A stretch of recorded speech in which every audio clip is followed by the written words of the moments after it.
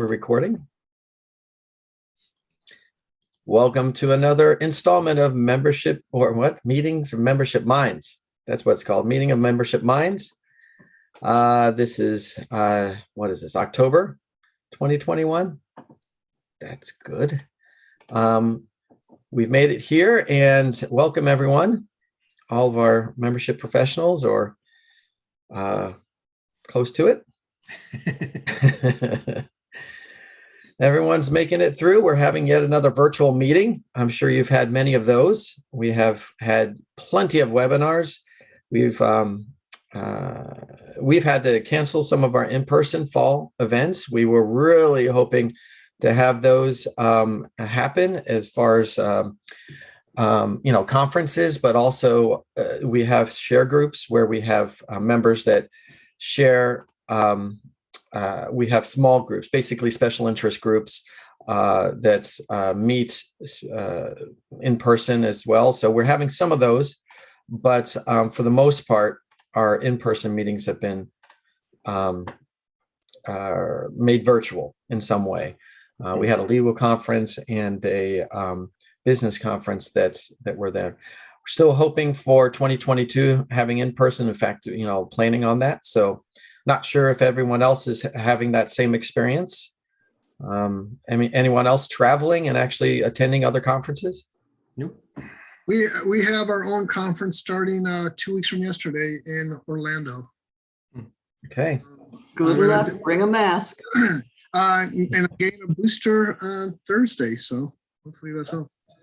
But you guys met here in Vegas too a few months ago, right, Carol? That was a different conference. Yeah, that was not someone else's. Yeah, but we did. I was out in Vegas end of June, that was the first time I was on a plane in like a year. And how was their attendance? Do you have any recollection or basis for comparison? It was pretty much half of the trade show floor itself was probably about half of what it usually is, and the attendance was pretty much half.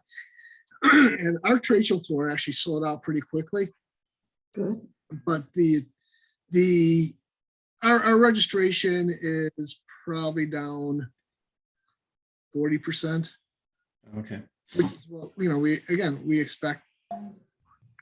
So Daryl, when you say the trade show sold out, so you guys had actually reduced the size of your your expo area? Or? We did not reduce the size of our floor. Just the number of booths? No. No, I was saying the show that I did in Vegas in June, that was probably about half the size of the floor. Our floor is the same. One of the things that we're thinking, you got a lot of exhibitors that they're just dying to get out. I think seriously, that might be the truth. Yes. Right. I think they're after a year and a half, they're sick of staying at home, and any opportunity to get out, they're going to go. We hosted an in-person event in our office a few weeks ago, and that was the first in-person anything we've done since February of 19. Right now, we have our next event is scheduled to be in person, well, hybrid, I guess, but in Orlando. It's an event we've been doing for nearly 50 years. And right now, registration, we're probably seeing 15% of the registrants are signing up just for live streaming.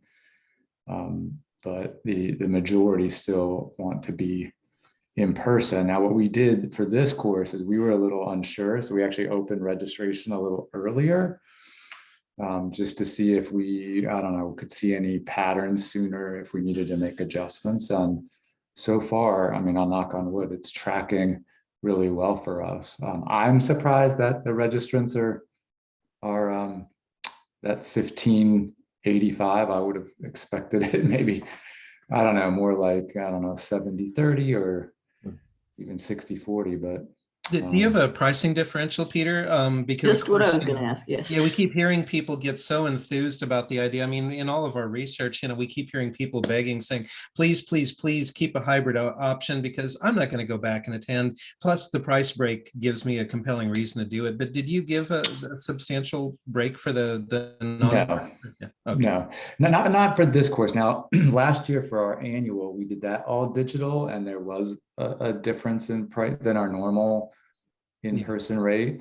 But Mhm. we've had a lot of conversations internally, and what I keep, I don't know, people don't like to hear my opinions, but I say that the value is on the content. So you're paying for the content. Yep.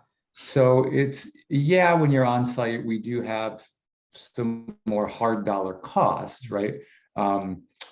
Coffee, or I don't know, if you do food or whatever, there are some hard dollar costs, but the real value and where we're touting that to our membership and our customers is it's on the content. So the content costs what the content costs. Peter, I'm curious if you are actively wooing the non-members who attended last year when they got the price break to come, you know, to use that as a membership recruiting or just to get them back in the tent for this year? So Do you that's have a a good bunch of those? question. So for this particular course, so it's weird for us. This course and our annual conference are in the same quarter.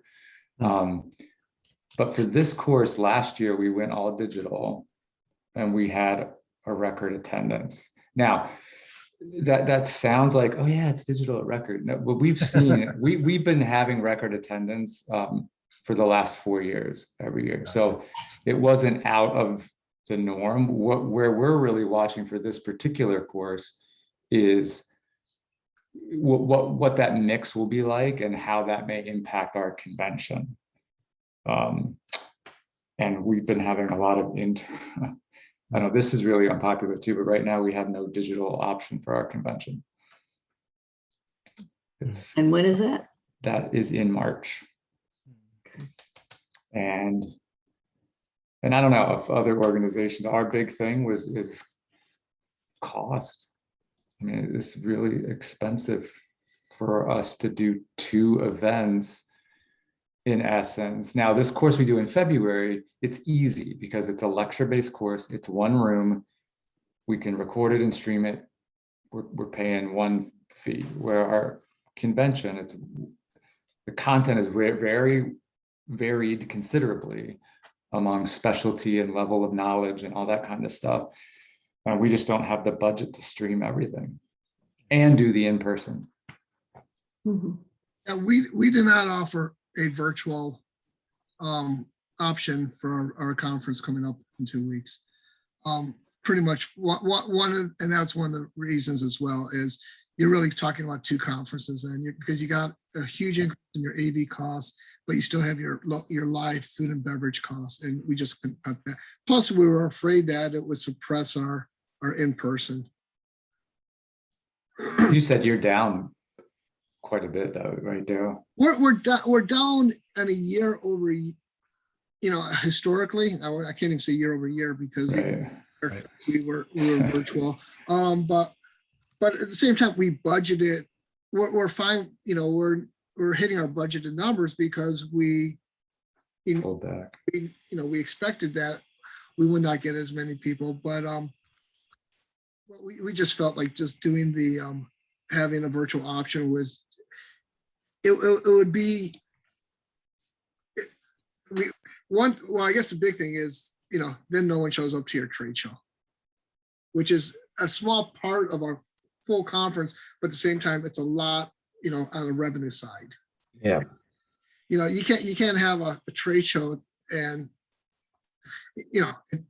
people need to be live. The virtual trade shows that we did last year a couple times, those are dogs. I haven't heard yet anyone say, oh yeah, that's worked out well. Yeah, and I kind of see that happening too. It's like it's one or the other. If we're going to have an in-person event, let's have an in-person event. And if we try to go virtual, how many registrations would we? I guess if you're charging the same thing, it doesn't matter. But how many people would not show up and and then you're losing value on the trade show floor. Yeah, but can I can see push that. just a little bit on this? Because I hear that, but I hear that a lot. And so in our experience, we haven't seen that. We haven't seen that a digital option cannibalizes an in-person option so far. Now, again, our sample size isn't that great. But part of the discussion we've been having as an organization is the concept that we have to differentiate the experiences. Right? The online experience is one experience, and the in-person experience is a different experience.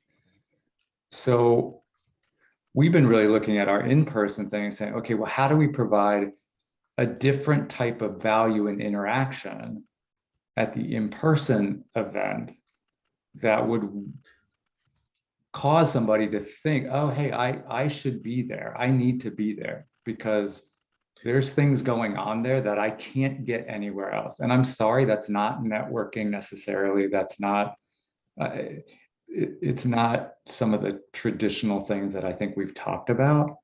I don't know. We haven't been successful in that, so I'll So Pete, put that caveat. so Pete, on the, you're saying that you're actually selling registrations for a virtual option to these to the conference, or the So to they can our basically pay the same amount but do virtual or in person.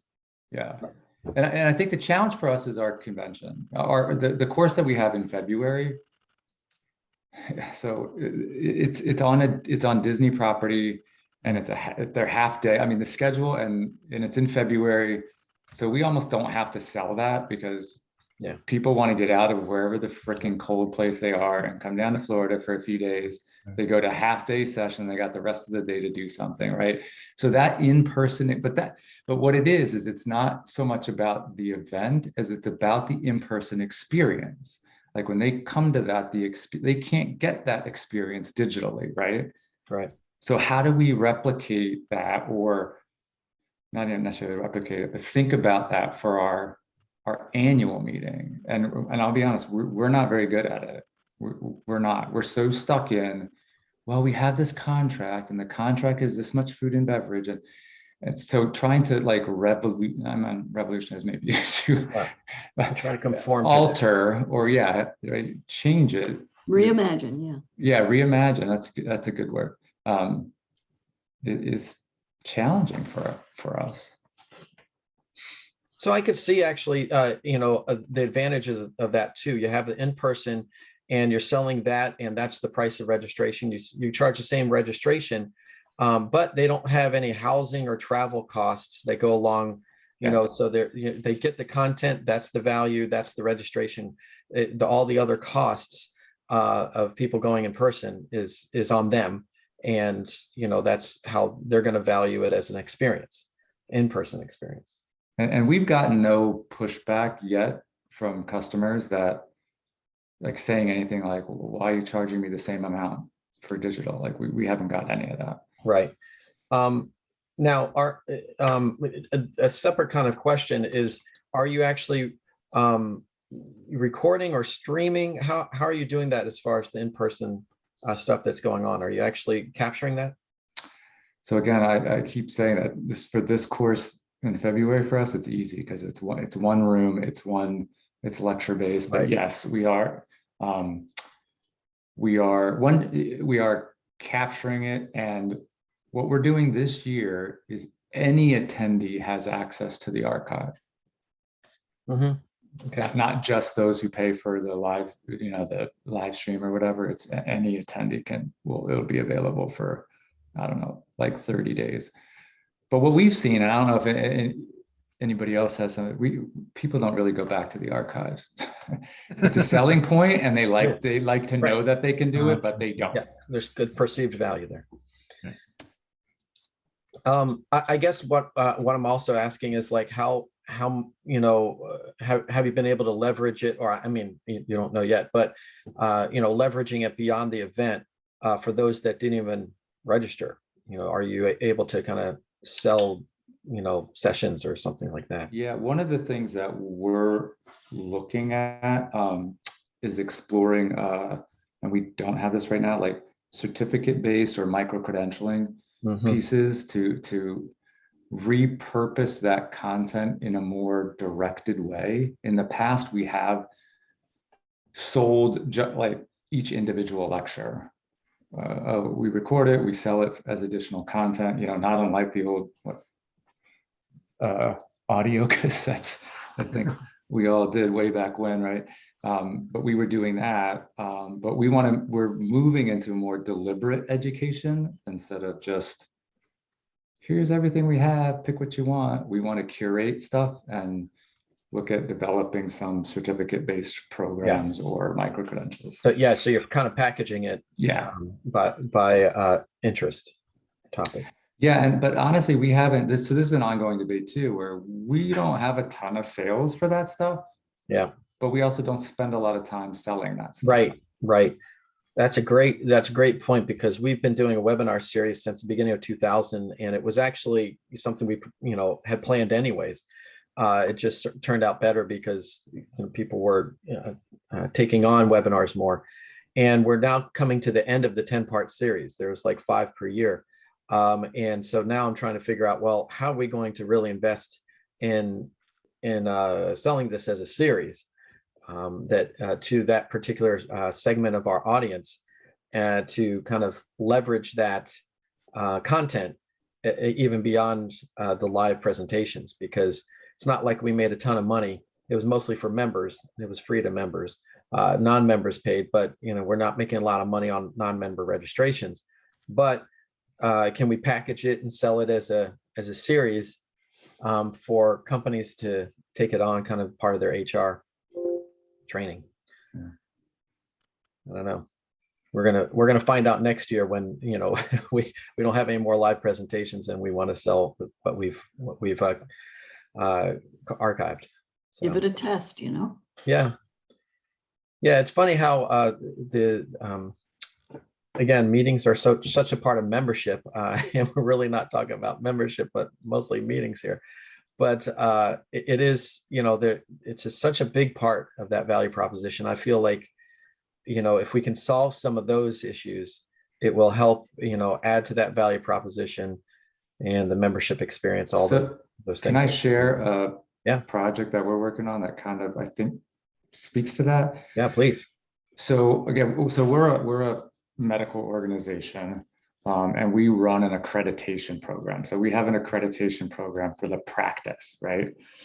One of the things that we're piloting right now is a group membership model for the accredited practices that is a combination of like a concierge type service and an education-based service.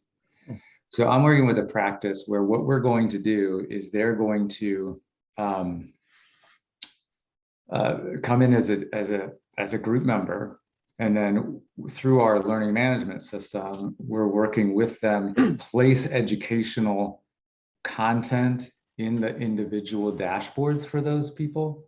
And then it's a combination where we're working with them to identify those educational components. We're actually creating some new educational components. And then for the practice, what they're trying to do is increase the level of knowledge and expertise of their staff. So they're turning to our education, and we've outlined here are I think we're going to launch with 5 educational components in their dashboard, where we as the organization can report to the practice, here's how many of your folks have taken what they've taken, here's what they've passed, here's what we're seeing as part of the educational component of their staff. So kind of combining our educational elements with a membership element. Do you guys have a good LMS? We have an LMS. Okay. All right. There you go. So LMS is like website, right? Like CMS, like everybody has sure. one, but nobody likes the one they have. Sure. Yeah. I was asking only because we're bringing on a new one and trying to integrate that with, as membership, the AMS, that type of thing, just to see if we can keep track of all that. So, Ours is Elevate, I think is what we have. Which one? I think it's Elevate. Elevate. Okay. And so is membership built into that kind of certification program, or is it, you have to be a member to do that, or? No, it's accreditation program, Okay. and the answer is no, it's not. It's totally separate. Okay, I got it. But it's a huge opportunity for us because most of the people in accredited practices are not members of our organization. Awesome. Well, yeah, okay, I'd like to hear more about that when, once it's kind of, is it implemented already, or is it something that, So right now we're working with 3 practices, so we're just on the front end of it. okay, But yeah, maybe in, I don't know, 6 months or something, I can share right. more of how it's going. Well, Daryl brought up a different topic that's, I think I understand what you're saying, Daryl, as far as the Great Resignation. Are you talking about staffing? No, I'm talking about membership. So, I'm with the Solid Waste Association of North America, and we've put out some reports because frontline, every municipality, every private company is having problems with frontline workers, but those are not our members. Our members are at the manager and the director level. But I was speaking with our training certification director this morning, and we were just like, she was telling me that enrollment for different training courses is down, and then I started talking about it like in our membership staff meeting this morning. Do we, are other? I guess I want to know, are other organizations seeing this? And I'm glad Kevin's on the call because he's got his hands on so many different ones.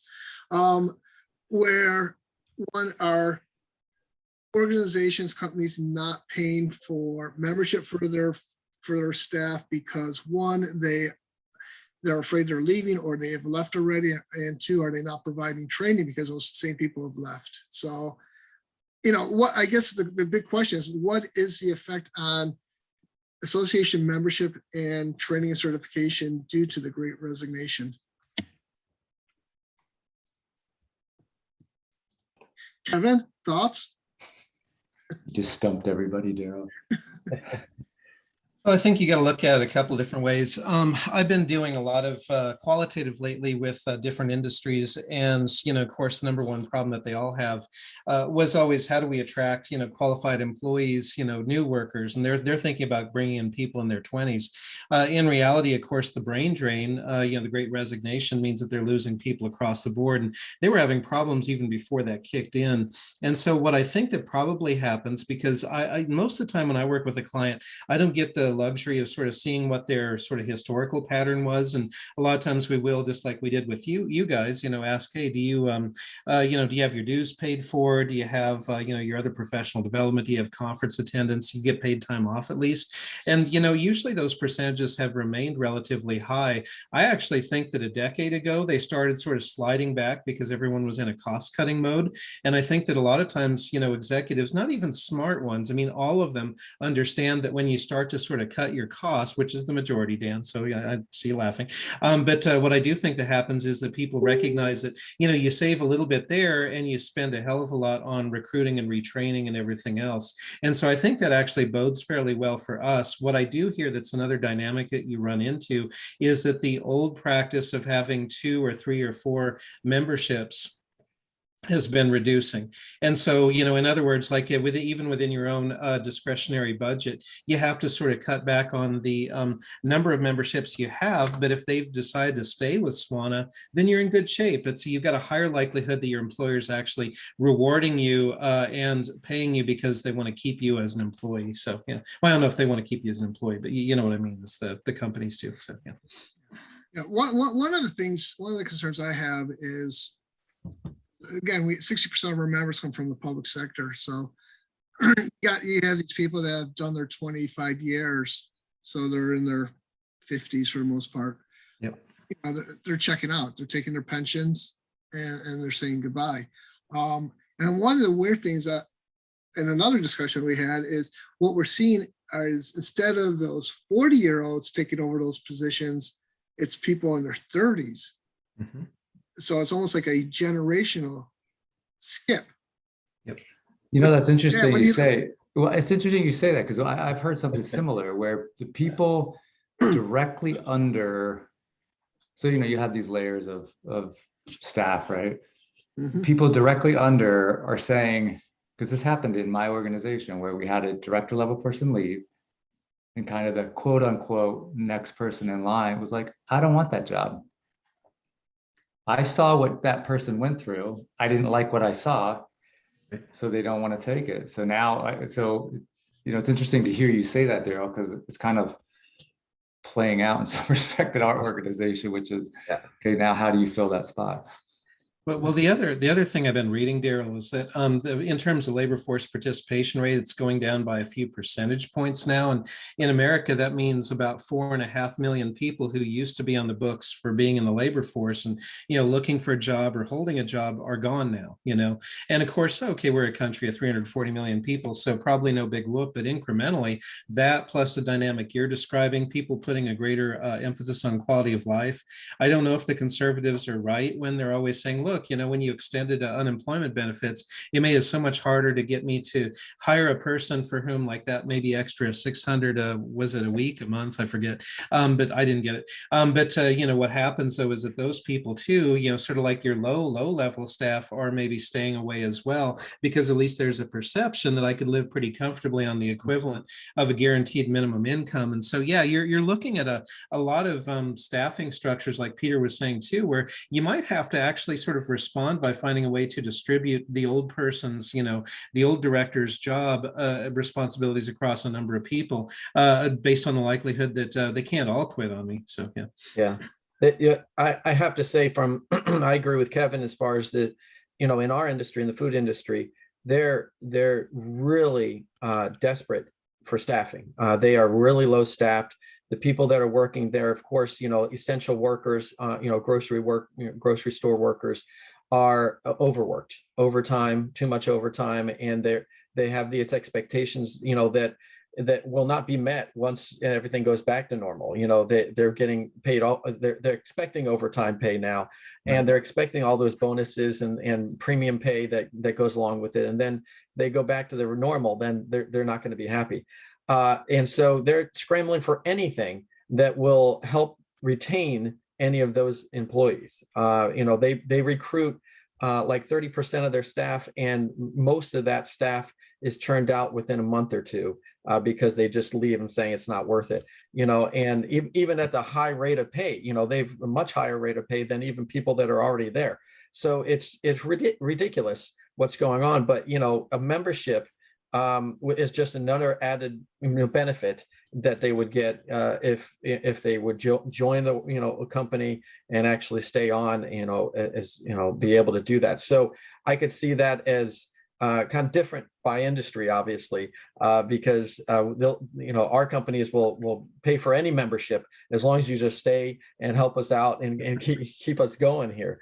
And it's so funny, the other generational thing, it's just, you know, Gen X being skipped over again. You know, it's just you know, all of us basically are being skipped over because all these baby boomers, just like you're saying, Daryl, this is their great resignation. They're like, okay, this is the time to retire finally, you know. And then who's going to take their place? Well, the Gen Xers, they're just a little too old. Maybe we should bring in these millennials to actually help give us some new ideas, you know, and some new creative. It's like, you know, thanks a lot.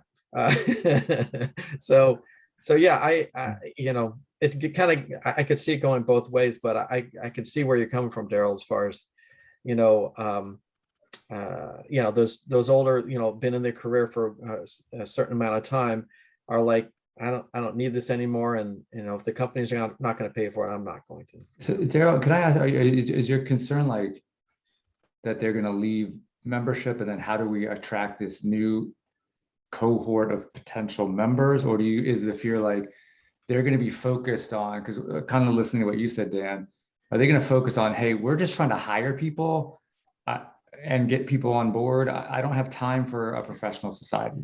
Yeah, it wasn't as much on membership as it was on training and education. That like our training courses, that those numbers are much lower recently. And there's, and again, is it that they don't have staff to send to training? Where are they sending them? That's what I would ask. Yeah. Are they sending them somewhere else, or are they getting it, these, they're, these days, everything's online. So are there online courses that? Oh, no, we're talking about online course. We have every option. We have regional centers. We have like one next month in New Orleans. We have, in Chicago, Vegas. We have online training. We have training at work. We have all, all different options of training, but just overall, the numbers are lower. Well, and they have a really robust system where they kind of like are the only game in town, according to their members. Okay. And so it is kind of such a specialized niche, which is why these conversations are always so much fun, because it depends so much in every industry or in terms of what kind of franchise the association built too. Because I'd have a hard time picturing people going elsewhere, than Swana for your stuff. Yeah. So is that playing out in the industry itself, Daryl, as far as, are they lacking growth? Well, see, so this is one of the things we've been reporting, because everyone's been reporting on the lack of frontline workers, just Okay. like Dan in the supermarkets. Yeah. But, okay, so I'll throw it back at you. Are you seeing it at the manager level or the director level with your companies? Is there a problem, filling those positions? It's mostly frontline. We all know the frontline workers. It could be solid waste. It could be at the supermarket, stocking the shelves. It's, where it is in the distribution centers, the wholesalers, the warehouses and shipping, transportation. Yeah. Yeah, that's where they're just struggling, trying to fill the gaps. Right. And so again, we've been Supply chain. Yeah, right. Supply chain. And we've all been reporting on the need for frontline workers, again, name the industry. But my concern is we're reporting on that, even though it's not our member base. It affects our members, but Thanks, Pete. from our but at the manager and director level, are we losing there's opening in, widespread openings there. We see more openings just on our career center. So, it's, and I just feel like it's not being reported on that. It's like the thing that's being reported is a frontline worker. Okay. Yeah. So, I guess it could be data, maybe maybe the data's not there, but also, it'd be interesting to me to see if it changes, once everyone's vaccinated, and we're going back to some new era of normalcy, that see if it bounces back, Yeah. Well, one thing that strikes me is that I don't want to get too political, but I am kind of shocked by the level to which it's been made a partisan issue to get vaccinated. And so I think that you don't see it in ASAE because we're all, I think, equally careful about this. But the fact that we might say, be at a stable state with, say, 60% of people vaccinated, that leads to a lot of implications for conferences, because, so many, when we were doing all these surveys in the last 12 months, people would say, well, once, everyone's vaccinated, this is what we're going to do. Some people say we're going to reevaluate the ROI of things we supported before. Others say, no, we're just going to send the same number of people we did before. Well, the if may not hold, right? I mean, that's a huge issue because it affects your liability still. It affects a lot of, other issues, and affects, how the vaccinated might react, saying, well, if you, unless you're, sitting there wanding them and, checking their cards at the door, I'm not sure I want to come. Yeah, I could see that, Kevin. Actually, I think I've seen it even in what we've been doing, and as we're talking to our members, a lot of them are saying, we're going to be sending people to that in-person event that you're having next year. We're planning on it, where we're going to register them, but only the essential people that need to be there. It's not a nice to have, it's like, you might have someone that's more in training or early in their career and say, hey, this would be great for you to go to and get that experience, kind of motivate them and all that. They're not going to send them.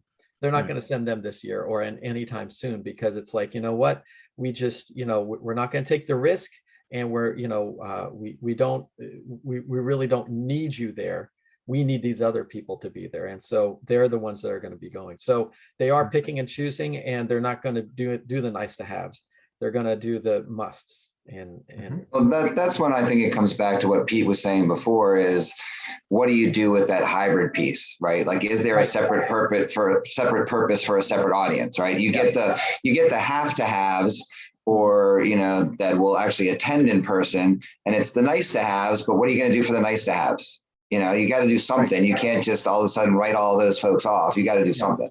you really do. And you have to develop something in particular for that, something Well, maybe one of the more clever things I've heard lately is a new scientific society of mine, a global, client, and the CEO, when I was interviewing him, he said, "Look, we kind of anticipated that it would be a real problem trying to hold hybrid events. So what we did is we simply prepared, and instead of converting our annual meeting to virtual, yes, we made all virtual last year because we had to, but then we created a new virtual meeting that was kind of like a shadow or a doppelganger, and so they would have it like 6 months different, and so that way." They will continue with that. So because, a lot of these professional societies really always struggle with the idea of, are you more than the meeting? And so I think they have like 55% membership retention because, the other 45% aren't attending this year. And so they don't see any conflict at all saying, well, I'm not going to pay my dues this year. Right. I'll pay my dues again next year. And so he's trying to provide continuity. And that's probably a pretty nice way to sort of deal with that issue that, 50% of our